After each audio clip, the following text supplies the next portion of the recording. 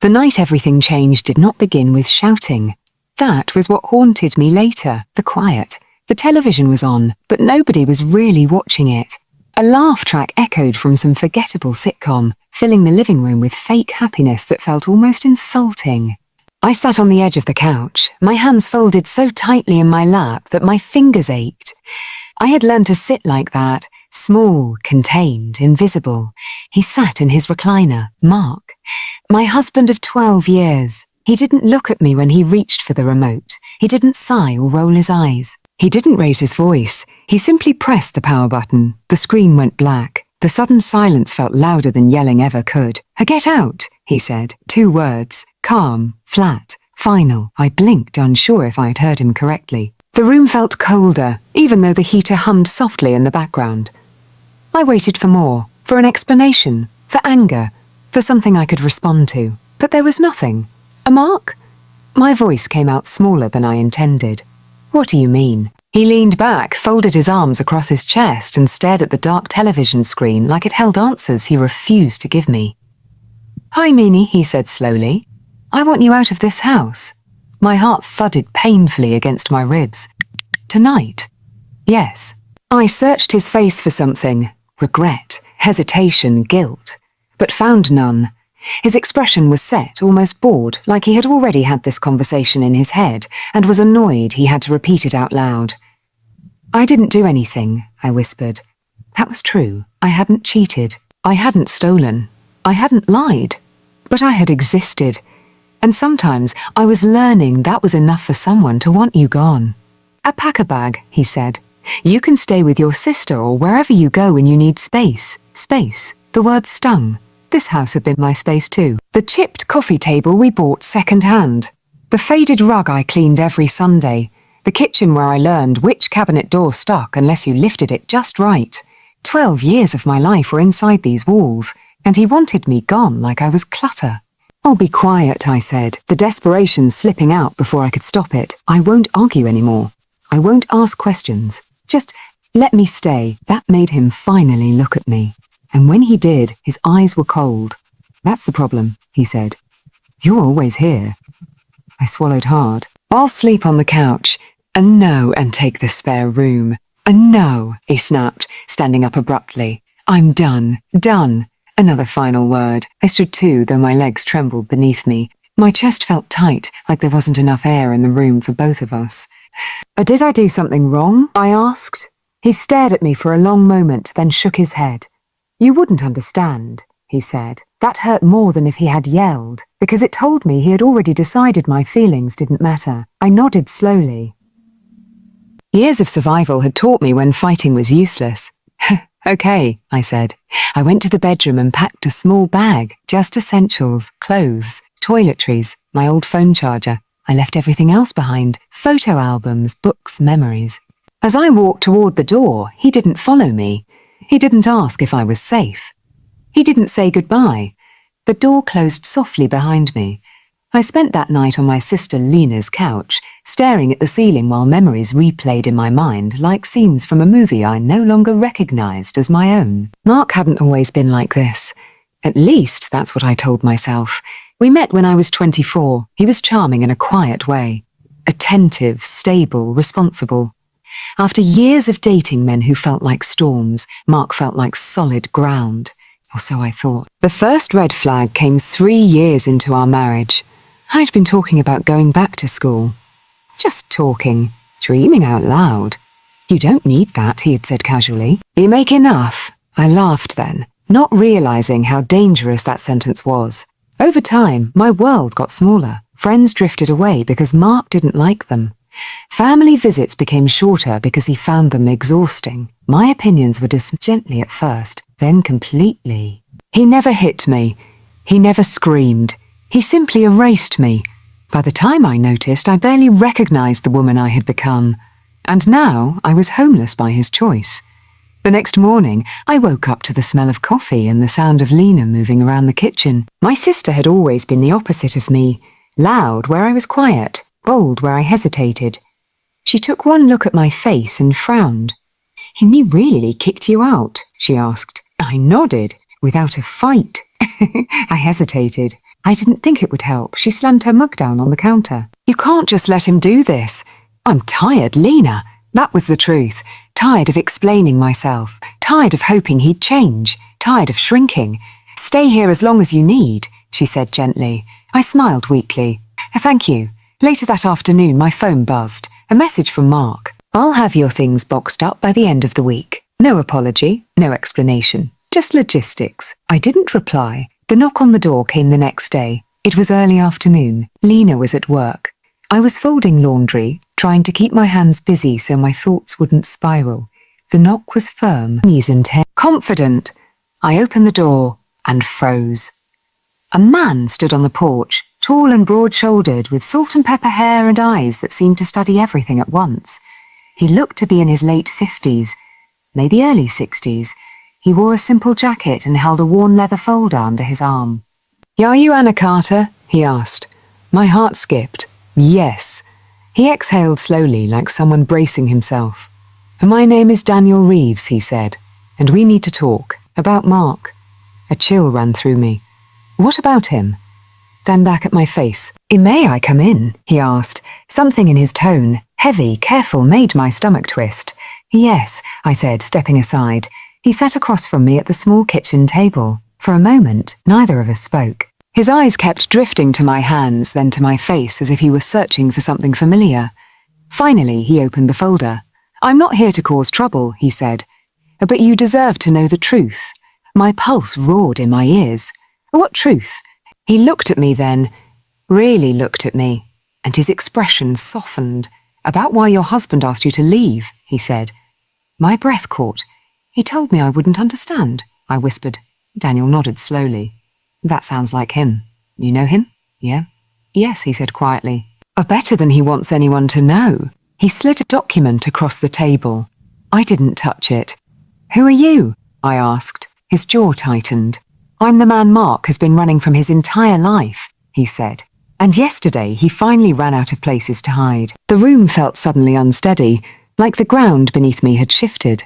What does that have to do with me? I asked. Daniel's eyes filled with something that looked like regret. Everything, he said. And in that moment, I realized something terrible and undeniable. Mark hadn't kicked me out because I was invisible. He had kicked me out because someone had finally seen him. Daniel Reeves didn't rush his words. That unsettled me more than if he had. People who arrive with anger spill everything at once. People who arrive with truth choose each sentence carefully, like it might break something fragile. I finally reached for the document he had slid across the table. It was a photocopy of a birth certificate. Mark's name was on it. So was another name, Daniel Reeves, listed under father. My fingers trembled. That's impossible, I said quietly. Mark told me his father died before he was born. Daniel nodded once, slowly. That's what he tells everyone. I looked up at him, my chest tightening. Then who are you? I'm the man who paid child support for 18 years without ever being allowed to see his son, he replied. I'm the man who was told to stay away, or else. Or else what? I asked. Daniel leaned back, his gaze distant now. Or else Mark's mother would tell the truth about how he was conceived. The room felt suddenly too small. I shook my head. I don't understand. That makes two of us, Daniel said gently. For a long time, he folded his hands together on the table. They were rough hands, working hands, the hands of someone who had lived, not just existed. In Mark's mother, Eleanor, he began, was married when she met me. Unhappy, lonely, angry at the world. My stomach twisted. She told me she was separated, Daniel continued. She wasn't. When she got pregnant, she panicked. She told her husband the baby was his and she told me to disappear. I swallowed hard. So Mark doesn't know. Oh, he knows now, Daniel said. He found out 6 months ago. My breath caught. 6 months? Yes. I stared at him, disbelief flooding my chest. Why didn't he say anything? To me, Daniel's mouth curved into a sad smile. Oh, because secrets rot people from the inside. And Mark has always been afraid of who he really is. My mind raced backward, replaying moments I hadn't understood at the time. Mark flinching when family history came up. His anger whenever I asked about his childhood. The way he avoided anything that hinted at vulnerability. You came here because...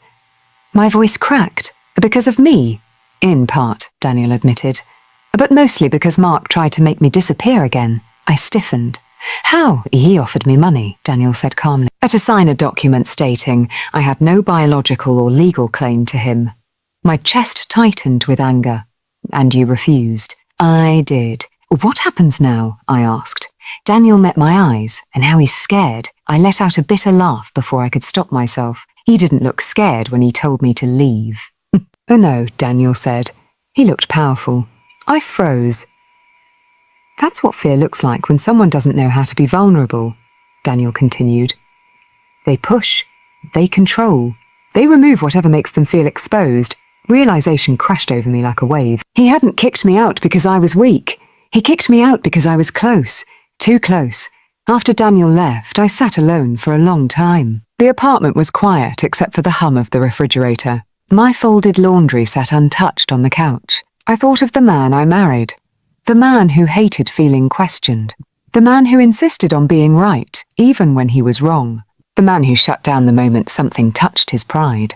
You wouldn't understand. He had been talking about himself. That evening my phone rang. Mark. I stared at the screen for a full 30 seconds before answering. Yes, I said. Did someone come by today? He asked. Straight to the point. No greeting. Yes, I replied. Silence stretched between us. What did he tell you? Mark asked finally. Bet you're scared, I said. His breath hitched. Just slightly. You don't know what you're talking about, he snapped. I think I do, I said softly. I think you found out the truth about your father, and instead of dealing with it, you decided to erase the one person who sees you clearly. But that's not... He stopped himself. Why didn't you tell me? I asked.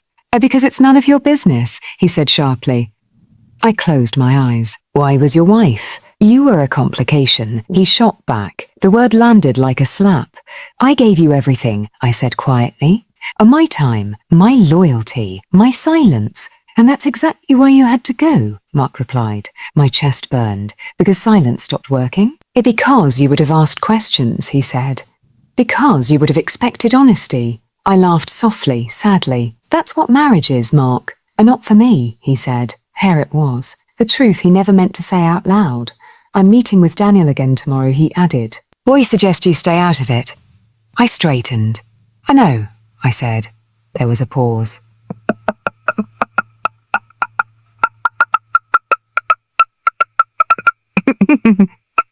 You don't get to throw me away and then tell me what to do. You're not part of this family, Mark snapped. I inhaled slowly. Then why does it feel like I'm the only one brave enough to face the truth?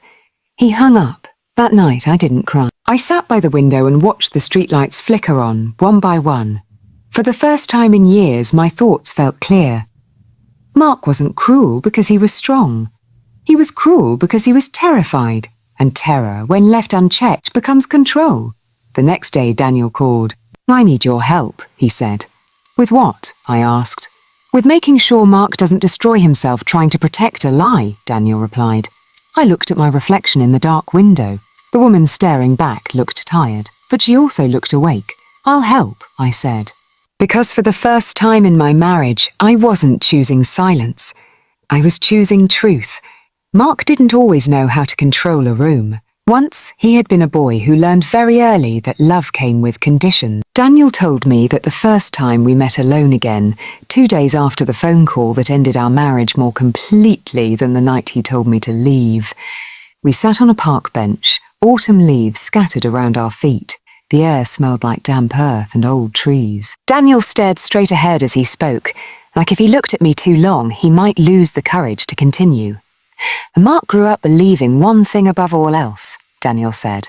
That being unwanted was the worst thing a person could be. I folded my hands together, the way I always did when something hurt. His mother never hit him, Daniel continued, and never screamed, but she controlled him with silence, with disappointment, with stories. What kind of stories? I asked. Daniel exhaled slowly.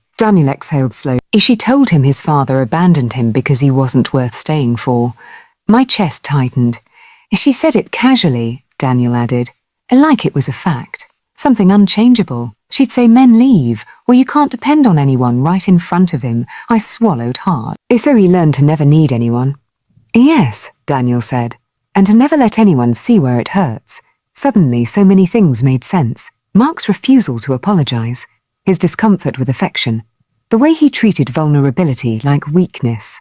He became someone who leaves first, Daniel said quietly. Because leaving hurts less than being left. I stared at the ground. That doesn't excuse what he did, I said. Daniel nodded. No, no. But it explains why he did it. That evening, Mark showed up at Lena's apartment unannounced. I was alone. Lena was still at work. The knock was sharp and impatient, nothing like Daniel's careful one days earlier. When I opened the door, Mark stood there with his arms crossed, jaw tight, eyes already angry. "You've been talking to him," he said. "Yes," I replied calmly. He scoffed. "I told you to stay out of it." "You told me to get out," I corrected. "You don't get to give instructions anymore." That stopped him. Just for a moment. Then he stepped inside without asking. "I don't need you involved," he snapped. "This is my life." "You made it my life when you married me," I said. He laughed bitterly. "You think marriage means you own every secret." "No," I said. "I think marriage means you don't punish someone for loving you." His eyes flickered. Anger, fear, something else beneath it. "I didn't punish you," he said. "I protected myself." "By erasing me?" I asked. He looked away. "That man," Mark said, changing the subject abruptly. "He's trying to rewrite history. He's trying to tell the truth," I replied. "There is no truth," Mark snapped. "There's just damage." I took a slow breath.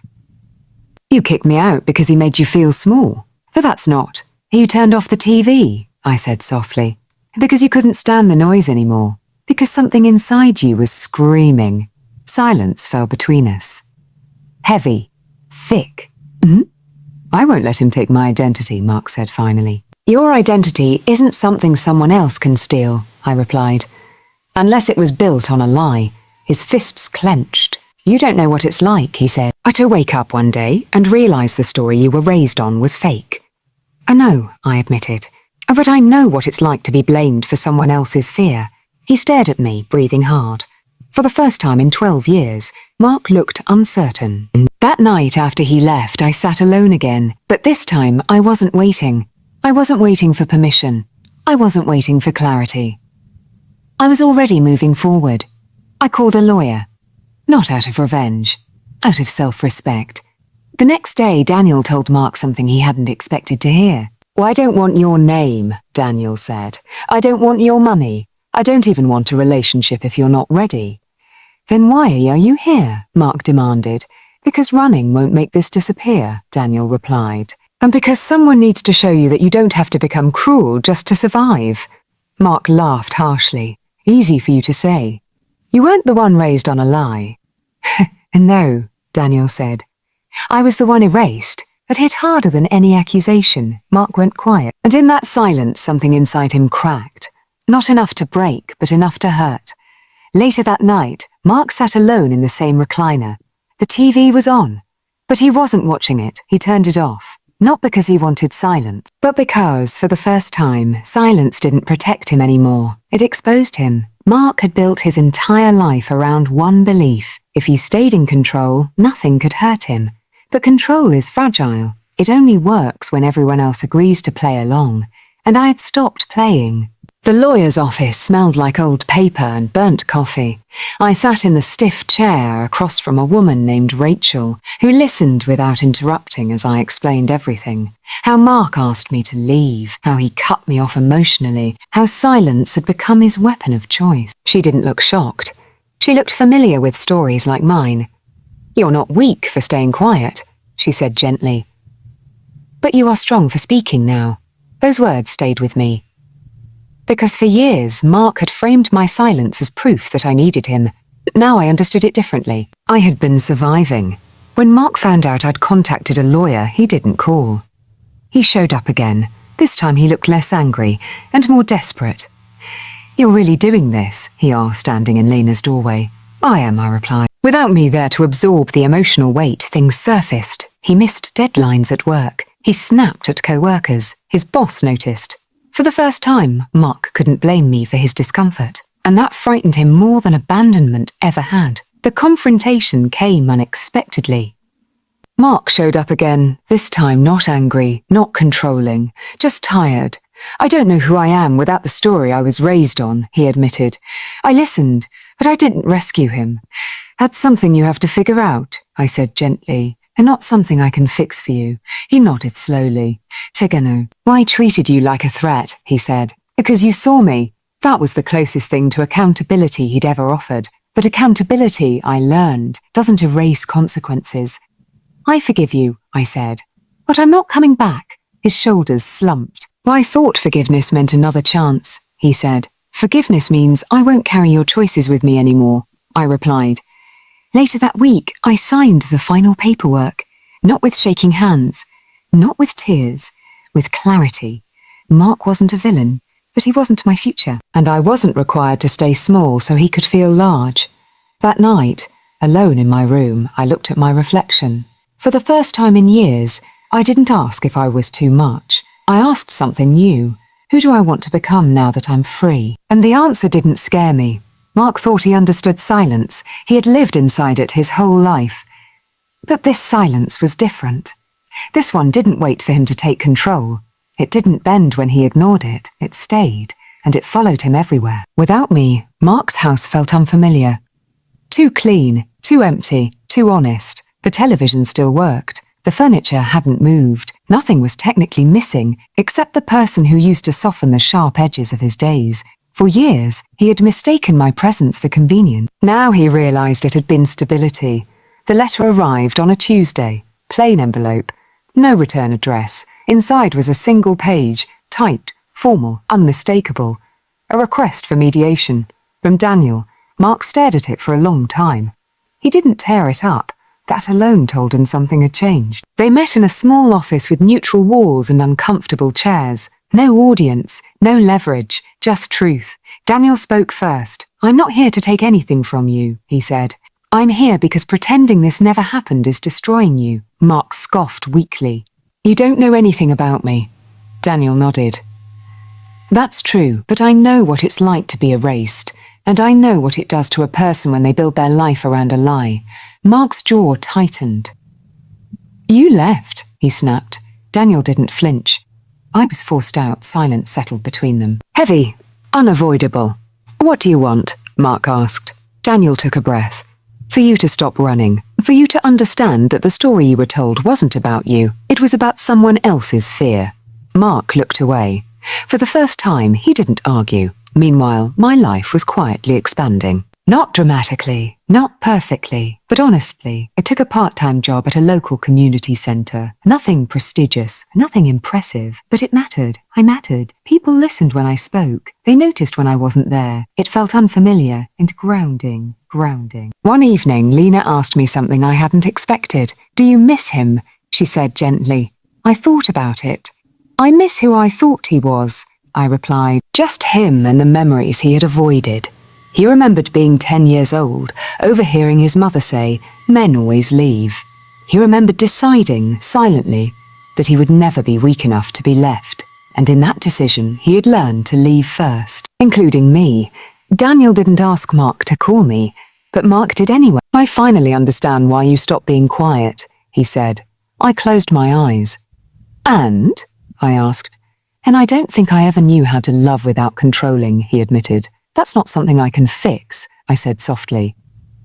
I know, he replied. I just needed to say it out loud. That was new. Honesty without expectation. After the call, I didn't feel relief. I felt closure.